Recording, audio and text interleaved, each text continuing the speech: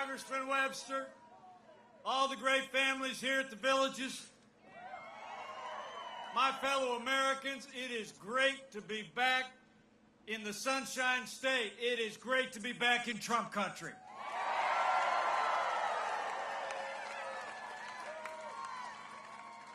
Thank you all for coming out today. And what a privilege it is to be here with my friend. I heard of Congressman Daniel Webster when he was serving in your state house. He was Speaker of the House, a man of integrity and principle. And I can tell you, in all my 12 years in the Congress and ever since, I've never served with someone more committed to conservative principles or a stronger ally of our president and this administration. Join me in thanking Congressman Daniel Webster for all he's done for Florida and for the cause. But Daniel and I are here for one reason and one reason only. And that is that Florida and America need 4 more years of President Donald Trump in the White House.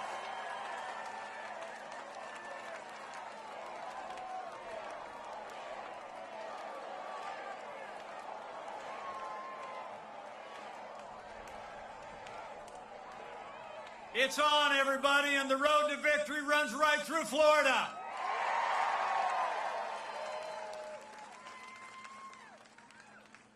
It's so good to be with all of you. I had a little bit of a busy week. I don't know if you got to see it, but I was over in Utah the other night. We had a little debate with Kamala Harris, and some people think we did all right.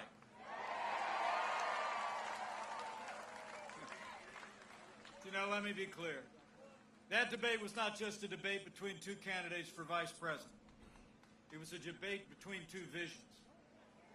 Joe Biden and Kamala Harris want higher taxes, open borders, socialized medicine. They want to abolish fossil fuels. They want taxpayer funding of abortion. They want to defund the police and pack the court. President Trump's vision: we've rebuilt our military. We cut taxes. We rolled back regulation. We've unleashed American energy. We secured our border, supported law enforcement, and stood for life, liberty, and the Constitution of the United States. I mean, when you compare the Biden-Harris agenda with the agenda of President Donald Trump, the choice is clear. If you cherish faith, freedom, law, and order, and life, in 24 days, we got to re-elect President Donald Trump for 4 more years.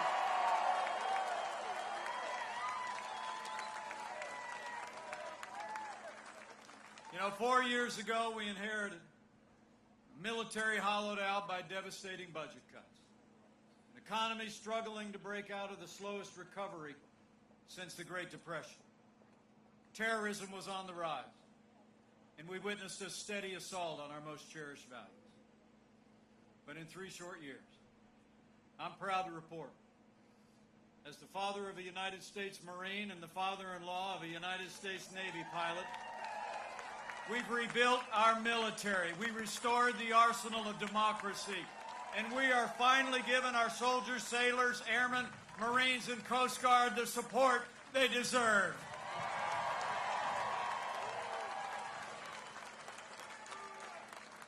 You know, I couldn't be more proud to serve as Vice President to a president who cares so deeply about the men and women of our armed forces. And we've stood with those who serve, but we've also stood with all of you who have served in the uniform of the United States. You know, when Joe Biden was Vice President, you all remember it, we saw years of heartbreaking scandal at the VA that shocked the conscience of the nation. I mean, we literally saw America's heroes perishing in waiting lines to get health services at the VA. But under President Donald Trump, those days are over. Our president signed the most sweeping reform of the VA in 50 years. We fired thousands of VA employees that were not giving our veterans the care that they earned in the uniform of the United States. and Veterans Choice is now available for every veteran in America.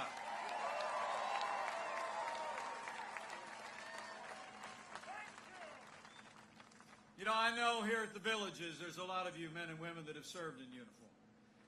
So if you're able, would you just either stand or would you raise your hand in the air and give us a chance to say thank you one more time? Thank you for your service. Thank you for your service. Thank you for your service. God bless you. You know, we didn't just rebuild our military. Under this president's leadership in our first 3 years, we revived and created the greatest economy the world has ever known. Where Joe Biden wants to raise taxes, President Trump cut taxes across the board for working families and businesses large and small. This president actually repealed more federal red tape in our first 3 years than any administration in American history. We unleashed American energy. We're now a net exporter of energy for the first time in 70 years. And we fought for free and fair trade that puts American jobs and American workers first. And in those first 3 years, businesses large and small created more than 7 million good-paying jobs, including 550,000 jobs right here in the Sunshine State.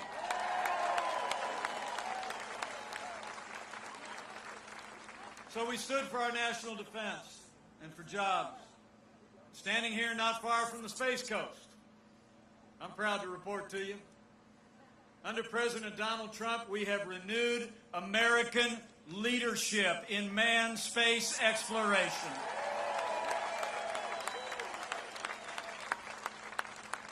We reconstituted the National Space Council, and the President asked me to be the chairman. He didn't actually know that when our kids were little, we actually vacationed at Cape Canaveral just to go see the rockets. That Daniel, you got to know, the only committee I ever asked to be on in the Congress was the NASA subcommittee. So when he asked me to lead the National Space Council, I counted it an incredible privilege. And under this president's leadership, we've secured historic funding for NASA. And this year, we returned American astronauts to space on an American rocket from right here at Kennedy Space Center for the first time in 10 years. And under the president's leadership, by 2024, we're going to see the next man and the first woman land on the moon, and then we're headed to Mars. Under President Donald Trump, NASA is back. And under this president, not only have we stood for our security, for American jobs, and for American leadership in space, but every single day, President Donald Trump has stood for the rule of law. We've appointed more than 200 conservatives to our federal courts at every level, and I'm here to tell you, they are all principled men and women who will uphold all the God-given liberties in our Constitution, like the freedom of religion and the freedom of speech and the Second Amendment right to keep and bear arms.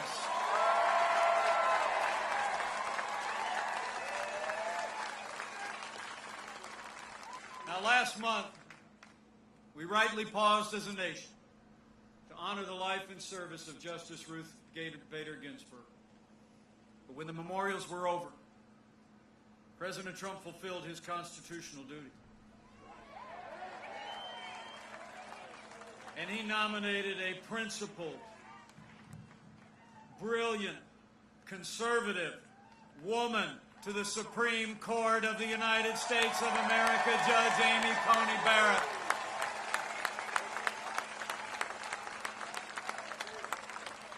Now, I'm a big fan of Judge Barrett, and it's not just because she's from Indiana. I'm telling you what, Judge Amy Coney Barrett is an inspiring person. She's a brilliant and principled jurist. She'll do great credit on the Supreme Court. Now, the confirmation hearings are set for this Monday. And the American people expect Democrats in the Senate to give Judge Barrett a dignified hearing this time. But we have reason to be concerned. You all remember When Judge Barrett went through her confirmation 2 years ago for the Court of Appeals, the Democrat chairman of the Judiciary Committee actually criticized Judge Barrett for her Catholic faith. She said that, quote, "the dogma lives loudly in you." And Hollywood elites have already begun to criticize Judge Barrett and her family for their Christian faith. Well, I got news for the Democrats and their friends in Hollywood. The dogma lives loudly in me. The dogma lives loudly in you. And the right to live and work and worship according to the dictates of our conscience lives loudly in the Constitution of the United States of America.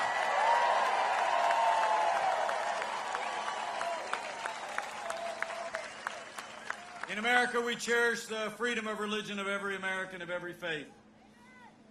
And these attacks on Judge Barrett's faith got to stop. So after the Senate does their job to advise and consent, I'll make a prediction.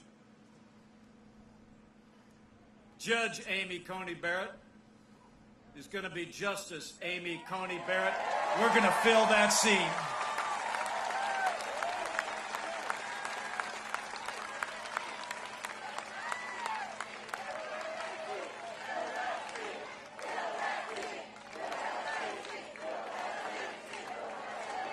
Oh, we're going to fill it.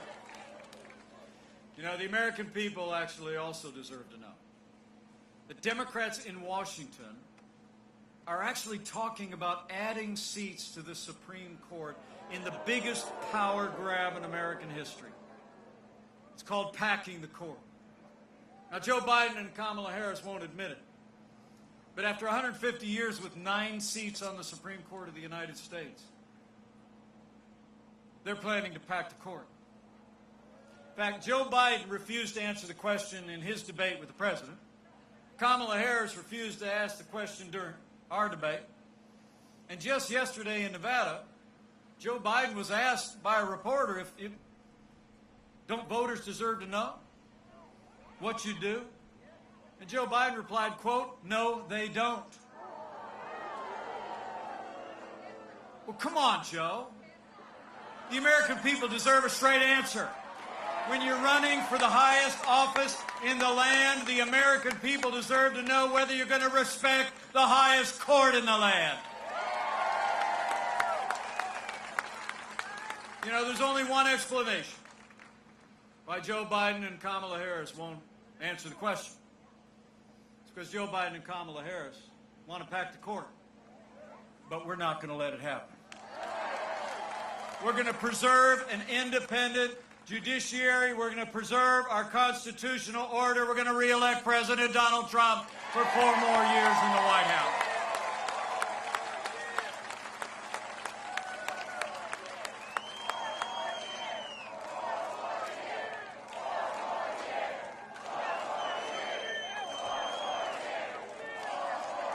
So we've stood for the rule of law, prosperity, and security. We've stood for an independent judiciary, and we always will. And every single day of this administration, President Donald Trump has stood with the men and women who serve on the thin blue line of law enforcement, and we always will. That's probably why you have police associations around the country that are endorsing our president's re-election. In fact, I learned for the first time ever, the Florida Police Chief Association endorsed President Donald Trump's re-election.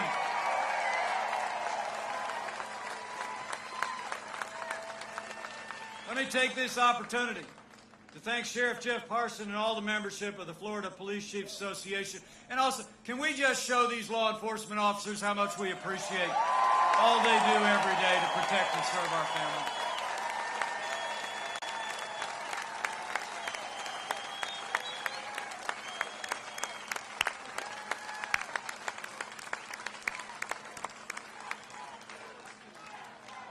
You know, oh, we're back to blue. You know, I like to tell people, all my heroes wear uniforms.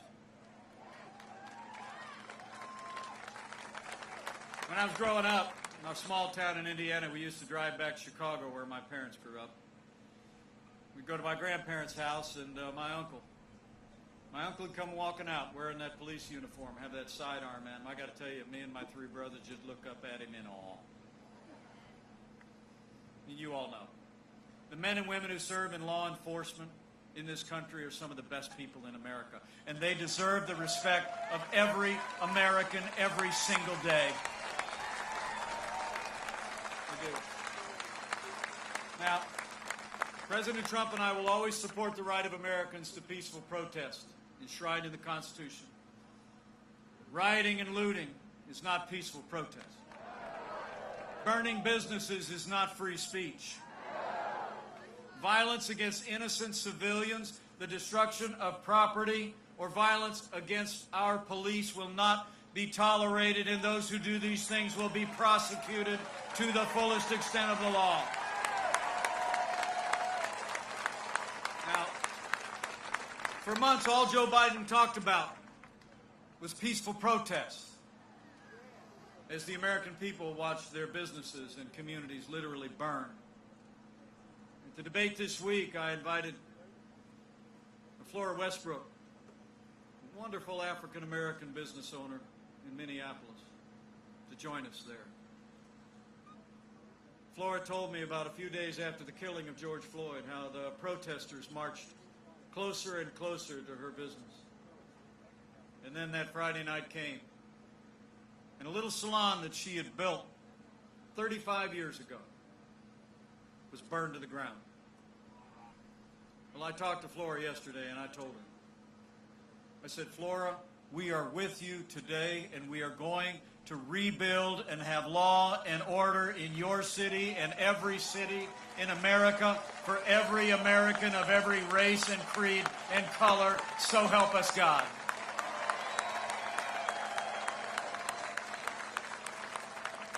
You know, the truth is, Joe Biden would double down on the very policies that have led to violence in America. When you undermine support for those who protect and serve, you only embolden those who would do violence in our communities. Now, Joe Biden explains it all by saying that America is, quote, systemically racist. And he and his running mate just the other day have said that police have a, quote, implicit bias against minorities. When Joe Biden was asked if he'd cut funding to law enforcement, he said, yes, absolutely. And his running mate recently applauded the mayor of Los Angeles' announcement of cutting $150 million from the LAPD. Well, let me make you a promise. Under President Donald Trump, we're not going to defund the police. Not now, not ever. We're going to back the blue.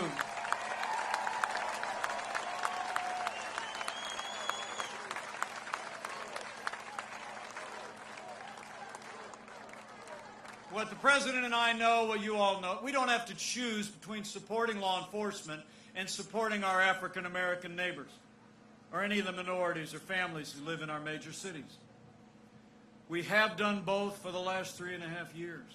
We provided new resources for law enforcement, new personnel, and we've made historic investments in our African-American, historically black colleges and universities. We saw the lowest unemployment ever recorded for African Americans, 9,000 opportunity zones in our major cities. We passed criminal justice reform. We have supported law enforcement, supported our African American neighbors, and we're going to keep on doing it for 4 more years.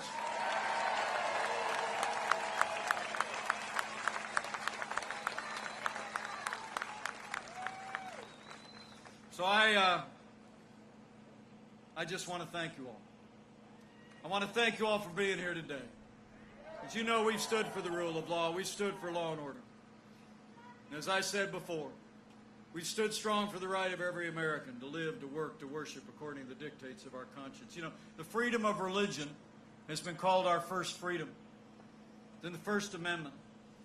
And people of faith have no greater champion than President Donald Trump.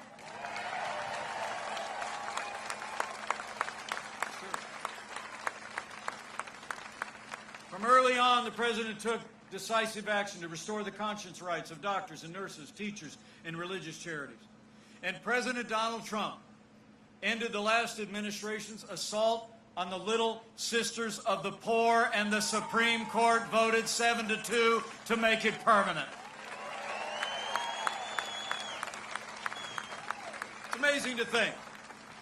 When Joe Biden was vice president, they actually hauled a group of nuns who had taken a lifetime vow of poverty to serve the neediest among us. They hauled them into court to force them to compromise their faith to live under the standards of Obamacare. And you deserve to know Joe Biden recently said that he plans to do it again. He plans to reimpose the strictures of Obamacare on the Little Sisters of the Poor and other religious institutions. In fact, his running mate attacked one of our judicial nominees simply because they were a member of the Catholic Knights of Columbus. So let me make you a promise. With 4 more years of President Donald Trump in the White House, we're going to respect the religious freedom of every American of every faith. And we're going to end the assault on religious liberty once and for all. So it's been about security, it's been about prosperity, the rule of law, and our liberties. But I can't tell you how proud I am to be vice president to a president who stands without apology for the sanctity of human life.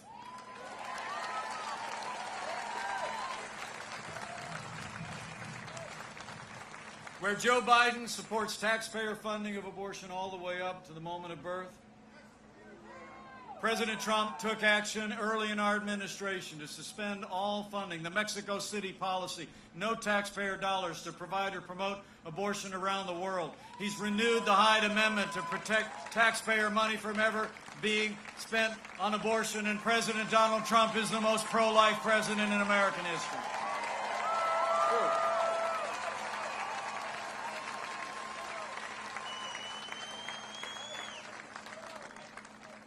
So we've rebuilt our military, revived our economy, stood up for law, order, life, and liberties. And let me just say, none of that would have been possible in our first 3 years without the strong and consistent support of Senator Rick Scott and Senator Marco Rubio. And that's also why, here in his congressional district, we need you to re-elect Congressman Daniel Webster to a new Republican majority and retire Nancy Pelosi once and for all.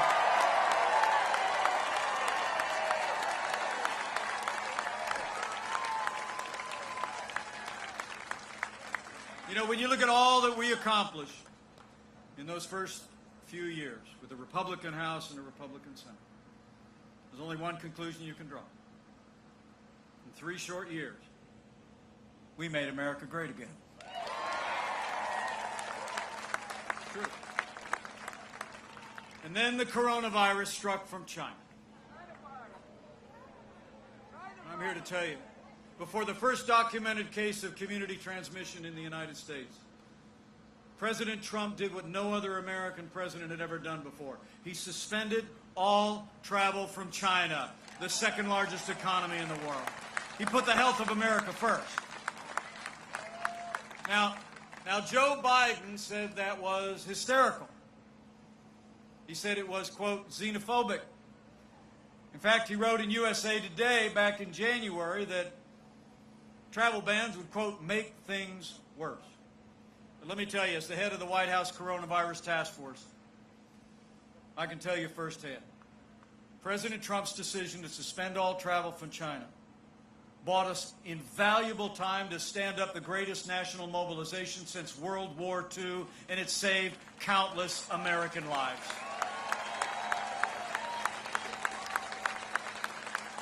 During that time, we reinvented testing. More than 120 million tests done so far. We saw to the manufacture and delivery of literally billions of medical supplies to our incredible doctors and nurses and healthcare workers. We developed life-saving medicines. And I'm here to report that we're on track to have the first safe and effective coronavirus before the end of this year. And under Operation Warp Speed, we'll have tens of millions of doses available to administer to our most vulnerable. You know, the President just said on the South Lawn of the White House today, and I quote, "Through the power of American science and medicine, we will eradicate the China virus once and for all."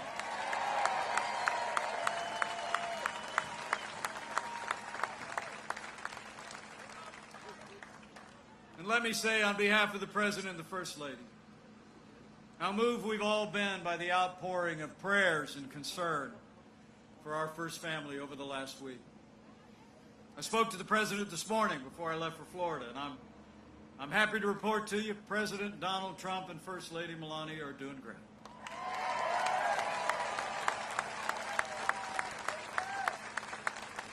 But what the President and I know is the outpouring of support and concern and prayer from across the country for our first family is just reflective of the love and the concern and the prayers that Americans have shown to neighbors and friends impacted by this virus, and especially those impacted by loss.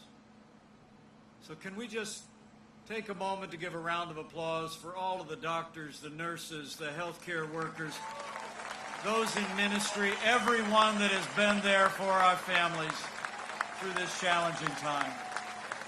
We love you all. So as you showed through the Sun Belt outbreak this summer here in Florida, we're showing across the country because of the cooperation of the American people, the leadership of our President. We're slowing the spread, we're protecting the vulnerable, and we're saving lives. And we're opening up America again.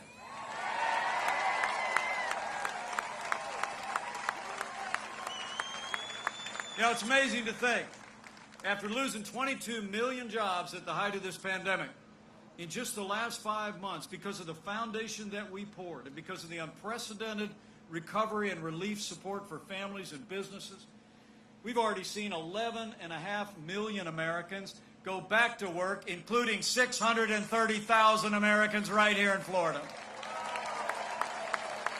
We're opening up America. And we're opening up America's schools. You know, about a week ago, the President announced we actually acquired about 100 million rapid tests that we're distributing to school nurses and school systems to help get our kids back in the classroom and keep them back in the classroom safe and sound.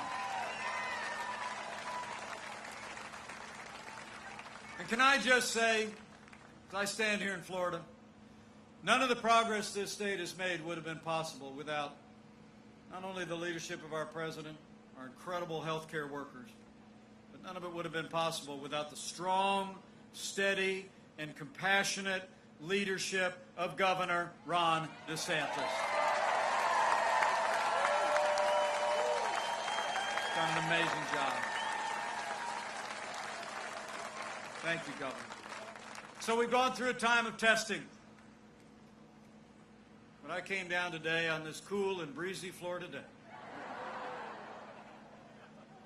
Because in 24 days, we're coming to a time for choosing. The choice in this election has never been clearer. And the stakes have never been higher.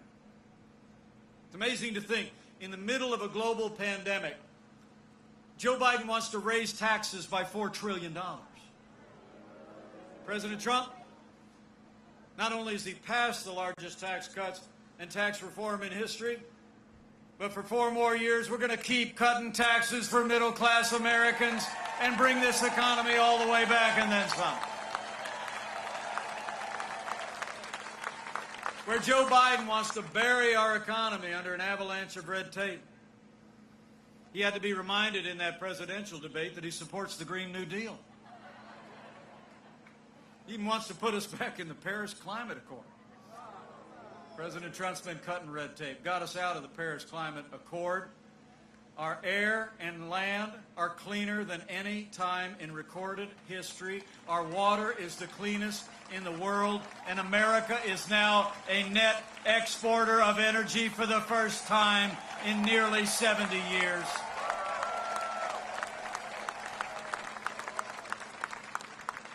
And Joe Biden's for open borders, sanctuary cities, free lawyers for illegal immigrants. President Donald Trump made record investments in border security. We've already built 300 miles of that border wall on the southern border of the United States. And with 4 more years in the White House, we're going to fix this broken immigration system once and for all in a way that puts America first.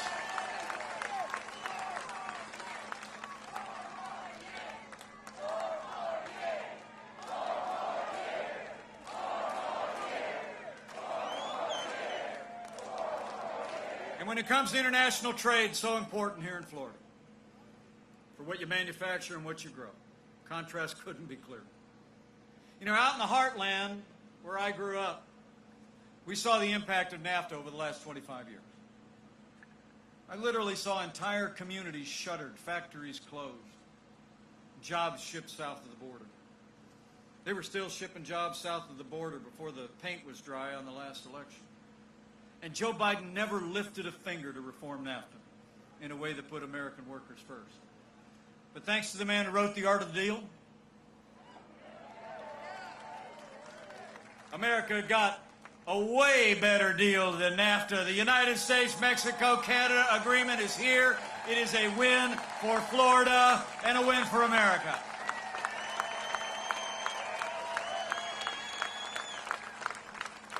And when we came into office, half of our international trade deficit was with China. We were literally losing $500 billion a year to China in trade.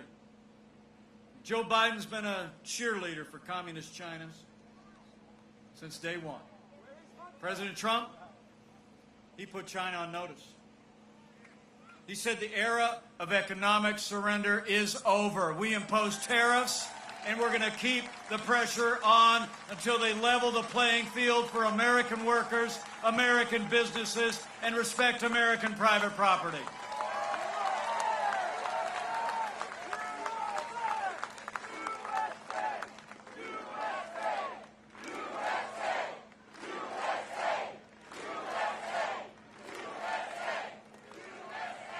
And where Joe Biden and Kamala Harris want a government takeover of health care. I mean, their version of Obamacare includes what's something called a public option. You heard about it?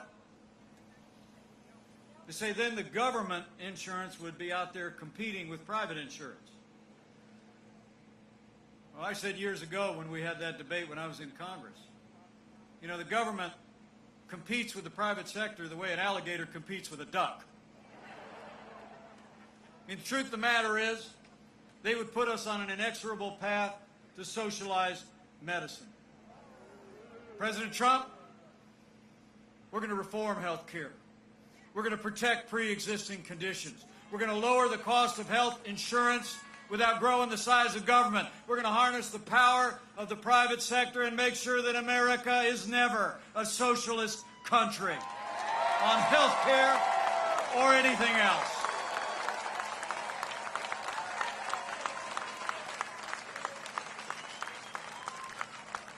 You know, when you look at their agenda, it's clear. Joe Biden would be nothing more than a Trojan horse for the radical left.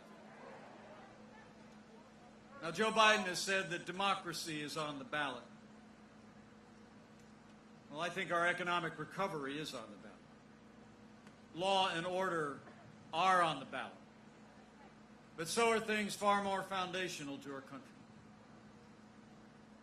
From the number of people nodding your heads, I think you get it. This election is not going to decide whether America is more conservative or more liberal, whether we're more Republican or more Democrat, more red or more blue. I think the choice in this election is whether America remains America.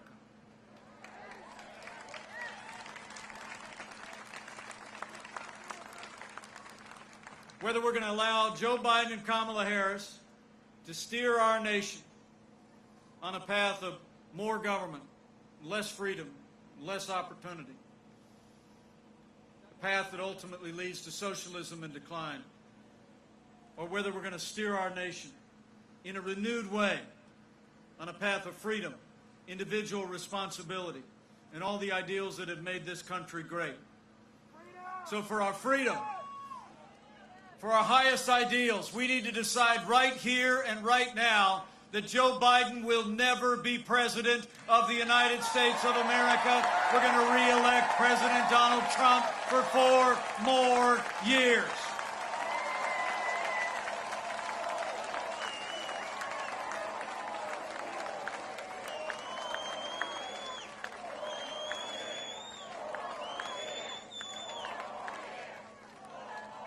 So I need you to tell your neighbors and friends what 4 more years means. See, I was over in a parking lot at the Villages the other day. I ran into Mike. And he told me to tell you, 4 more years means more jobs. 4 more years means more judges. 4 more years means more support for our troops. 4 more years means more support for our police. And it's going to take at least 4 more years to drain that swamp.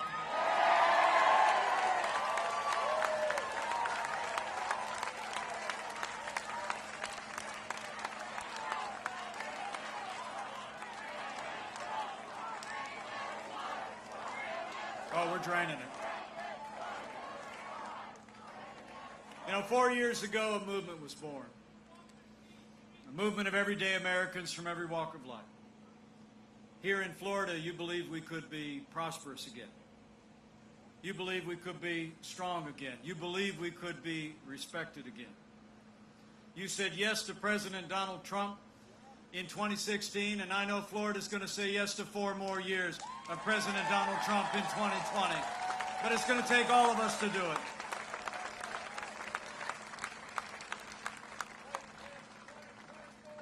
Let me tell you.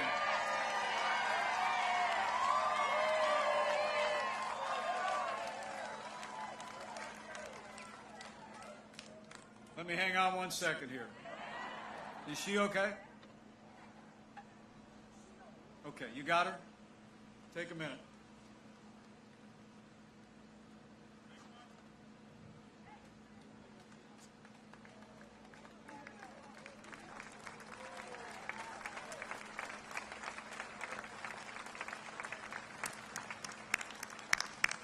Thank you for coming out, Dick. You know, I've known this president over the last 4 years. Some people think we're a little bit different.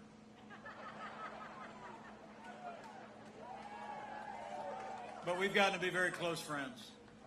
I've seen him when the cameras are off. And I'm going to tell you, folks, there's never been a day gone by in the last 3.5 years that President Donald Trump hasn't gotten up and fought to keep the promises that he made to the people of Florida and the people of America. Now it's our turn to fight for him. It's on. 24 days to make the case. So keep bringing all your enthusiasm. Keep voicing your support. Keep telling your neighbors and friends across the Sunshine State and all across the country all that we've accomplished. Talk to them at work and at worship. Go out and tell the story the way you did in 2016. You know, I'll never forget. I was on one of those Sunday morning shows just before the election 4 years ago. And all the polls said that the president was going to lose. Right? And Hillary Clinton was already announcing who her cabinet picks were. You remember? They were measuring the curtains in the Oval Office. And I'll never forget, I was on one of the shows. And the host looked at me and he asked almost in a sympathetic tone. He said, "What do you think's going to happen?" And I looked at him and I said, "I think we're going to win." And he was a little shocked. Really? He like said to me, "Why?" And I said, "Well, because look, I don't care about the polls. There's only one poll that matters." And the fact was, I was out traveling around the country. The president was traveling around the country. And he'll be back on the road here in Florida come Monday. Get ready. But I said he was traveling around the country drawing tens of thousands of people, and I was traveling drawing literally hundreds of Americans. But it was all the same people. And I... Thank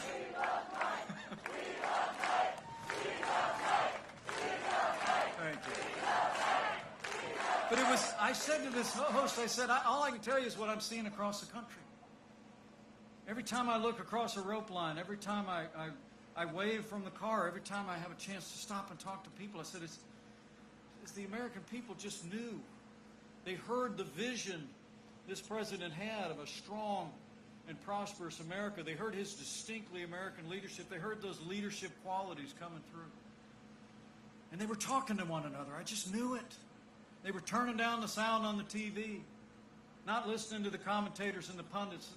And they were, remember, you know, the most powerful media in America is not your major television networks, it's not your big newspapers, it's not even your social media. The most powerful media in America is word of mouth. It's when the American people hear from you, they hear what you believe in your heart of hearts is important to them and their family and the state and the nation. So I encourage you, just go out and let your voice be heard. And when you speak, speak boldly and confidently. Because I'm going to tell you something. This is a freedom-loving nation. And you go talk to your neighbors and friends, your Republicans, your Independents, your Democrats, and you tell them that freedom is on the ballot. And I truly do believe a study of American history shows every time the American people have been given a clear choice between a future built on more freedom and a future built on less freedom, the American people choose a future of freedom every single time. So have faith in your neighbors and friends. And go out and talk to them about the choice we face. And lastly, in the days now between now and the election, if you're inclined to exercise that other kind of faith, I encourage you to do that too.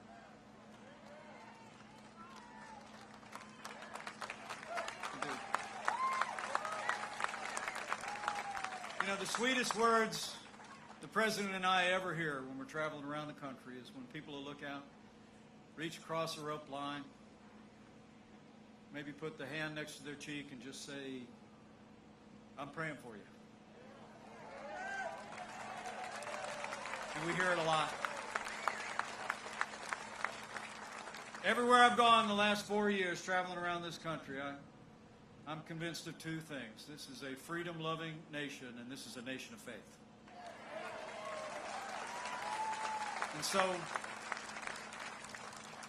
And so in the 24 days we have between now and Election Day, as you let your voice be heard, as you help tell our story, as you make sure to get out and vote, and all your neighbors and friends get out and vote. If you're inclined to bow the head and bend the knee, I encourage you to do that too. And when you pray, pray with confidence that if his people who are called by his name will humble themselves and pray and turn, he'll do like he's always done in the long and storied history of this nation. He'll hear from heaven, and he'll heal this land, this one nation, under God, indivisible, with liberty and justice for all. So pray for America. Pray for all the American people. It'll make a difference. So I want to thank you all for coming out again today, and I want to thank you for the great privilege of being your vice president these last 3.5 years. It's the greatest honor of my life. And I'm absolutely convinced if all of us do all that we need to do between now and November 3rd, we work like it depended on us, and we pray, we're going to have a great American victory on November 3rd. We're going to make Florida and America stronger than ever before. We're going to make Florida and America more prosperous than ever before. And with Rick Scott and Marco Rubio in a renewed Republican majority in the Senate, with Daniel Webster in a new Republican majority in the House of Representatives, with President Donald Trump in the White House for 4 more years, and with God's help, we're going to make America great again. Again. Thank you all very much. God bless you, and God bless America.